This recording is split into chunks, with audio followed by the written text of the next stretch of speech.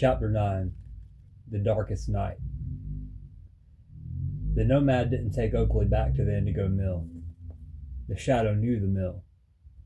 He knew the smell of the turpentine and the frequency of the servers.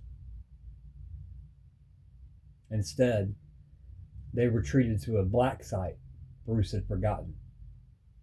A reinforced substation beneath the old Atlanta-Gotham rail line. The air here was damp and tasted of iron, but it was silent. No laughter frequencies, no hidden hand ghosts. The Nomad sat Oakley down on a crate of emergency rations. The boy was still clutching the Shield of Faith card. His eyes, once wide with catatonic horror, were beginning to focus. He was looking at his uncle, not the masked vigilante, but the man with the bruised jaw and the tired eyes. Is he coming here? Oakley asked. No, the Nomad said, kneeling so they were eye to eye. He's going to where it all began. He's going to the cave. He thinks he's going to finish his masterpiece there. The Nomad checked his biomonitor, 60 BPM. The Scorpio surge had left him, replaced by a hollow, crystalline resolve. He reached into his satchel and pulled out the healing blade. It was chipped, the nth metal, dull from the fire at the orphanage. Oakley, I need you to listen to me, the Nomad said. Your father, Chance.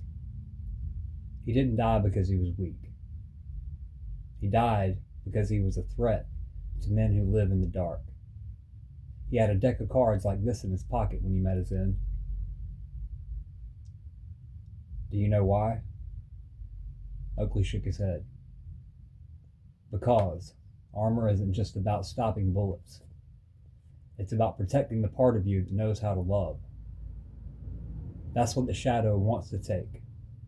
He wants to turn the whole world into a mirror of his own pain. The Nomad stood up and walked to a heavy steel locker. He pulled out a secondary suit. This one wasn't designed for stealth.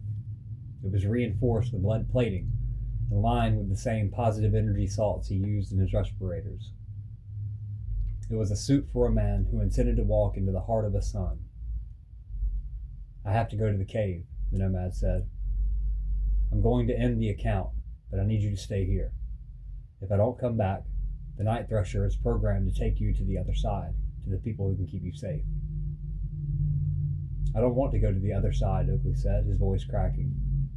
I want to stay with the blade. The Nomad looked at the boy, then at the healing blade on the workbench. He realized then that he couldn't just pass it on later. The legacy was happening now.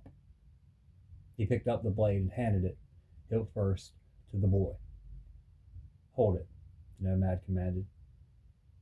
Oakley took the heavy weapon. The nth metal hummed at his touch, a low, comforting vibration that seemed to settle the boy's spirits. It's okay. It's heavy, isn't it? The Nomad asked. Yes, Oakley whispered. Good.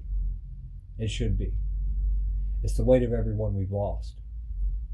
But as long as you can hold it, the Shadow hasn't won. The Nomad turned to his screens. The Lodge Sniffer had finally finished its deepest scan of the Shadow's spell-saves. What it found made the Nomad's blood run cold. The Shadow wasn't just planning a ritual, he was planning an upload. According to the encrypted data, the Shadow had built a cradle in the Batcave, a device meant to transplant his consciousness into a synthetic, godlike body powered by the Darkest Night protocol. He didn't want to be a man anymore. He wanted to be an omnipresent, multiversal joke. He's trying to leave his skin, the Nomad realized. He's trying to become the Dr. Manhattan of the dark multiverse. The Nomad grabbed his helmet, a new model, reinforced with a dual-layer white noise filter. He looked at Oakley one last time. Keep the blade close, Oakley.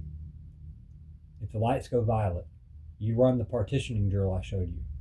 Think of the rain. Think of your dad. Uncle? Oakley called out as the nomad moved toward the exit. The nomad paused. I've been watching you, the boy said, repeating the lyrics of his father's song. You're doing it right. The nomad didn't trust his voice to answer. He just nodded, snapped his visor shut, and stepped out into the night. He didn't take the Renegade this time. He took a high-altitude glide pack, launching himself into the storm. He wasn't a bird, and he wasn't a bat. He was a man with a debt to settle, falling toward the darkest hole in the world.